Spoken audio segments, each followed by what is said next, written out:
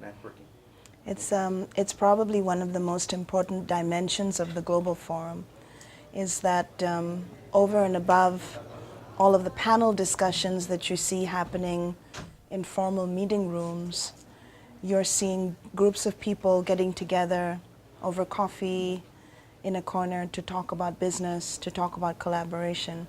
So when we see those things happening, what's really being demonstrated is the richness of a South-South learning and exchange network.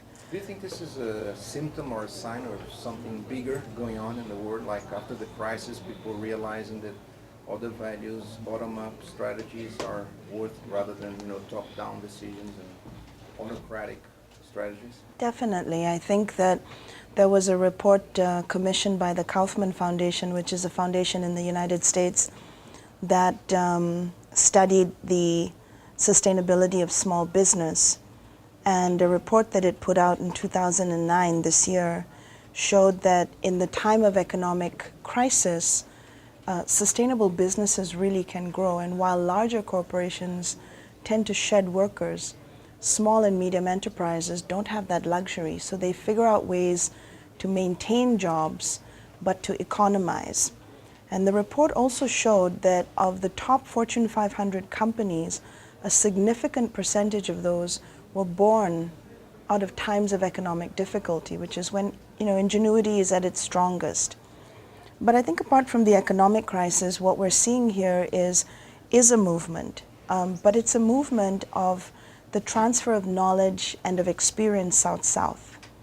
And much of the time in the past, one has assumed that your development path and your development model needs to be taken from countries that are developed. And that's really starting to shift and change. We talked last night about the news that are coming from InfoDev, the networking, the new dimension of InfoDev in the coming years. What's new? What's coming up? I think with InfoDev, we're now, as you know, seeing a network that has doubled in size in the space of just a year. So there's now close to 300 incubators in 86 developing countries.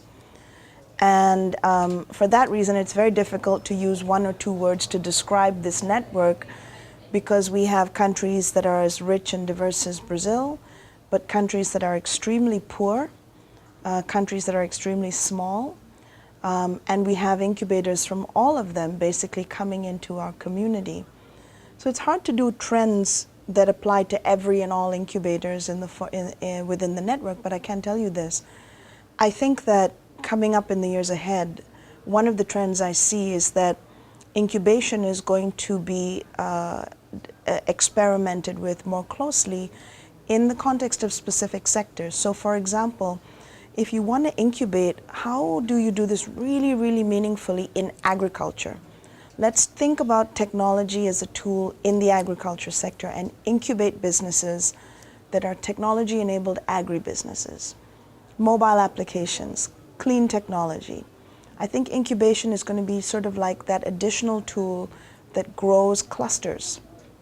Another sort of strong trend that I see happening is that incubators are going to have to show more clearly what the results are on the ground.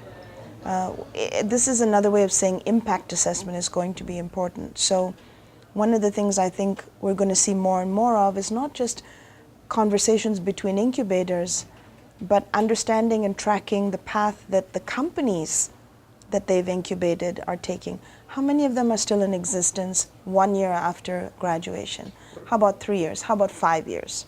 What about financing? I mean, with all these crises, IPOs have declined, and what will be the sources, the major sources for financing the maturation, the development of these new companies? Even before the global financial crisis, there was a funding gap. And this is something that InfoDev recently put out a report on called the Technology Financing Gap, and that's available off of our website at www.infodev.org. And what that report showed was that financial crisis or no, you have a number of players that are in the microfinance space. And of course, then you've got VCs and angel investors and entities like the multilateral development banks and so on, who are very ready to take investments of, say, $1 million or $5 million and up. What happens between that? Those are the kinds of companies that graduate really from many of the InfoDev-sponsored incubators, where their financing needs a year or so after commercializing is maybe 100,000 up to maybe 400, 500,000. The transaction cost of lending that kind of money is very, very high. So I just came from a financing roundtable, which was a closed-door meeting, but we got together some bright minds to say, what's some breakthrough thinking on this? And in the months ahead, I think InfoDev is going to be doing much more work, maybe some case studies or examples of creative solutions, because that technology financing gap has yet to be filled. What about gender issues, the role of women in incubators, entrepreneurship? We know that, especially in developing countries, women have taken the lead. Do you have data about that? Any studies, perspectives for women entrepreneurs? We don't have clear data, but we have a women's entrepreneur working group which was launched last year. This year they're going to be trying to consolidate their findings, their work, and so we should be having data and some sort of output from the women's incubators working group quite soon. But I will tell you this, in many parts of the world, in the developing world, women make up, in some cases, up to 50% of the workforce. So the notion of a woman entering the workforce as a small business owner is often not just a question of emancipation or of the role or the relations between the sexes. It's often actually just a very important economic success factor for the country at large in many of the regions of the world that we see.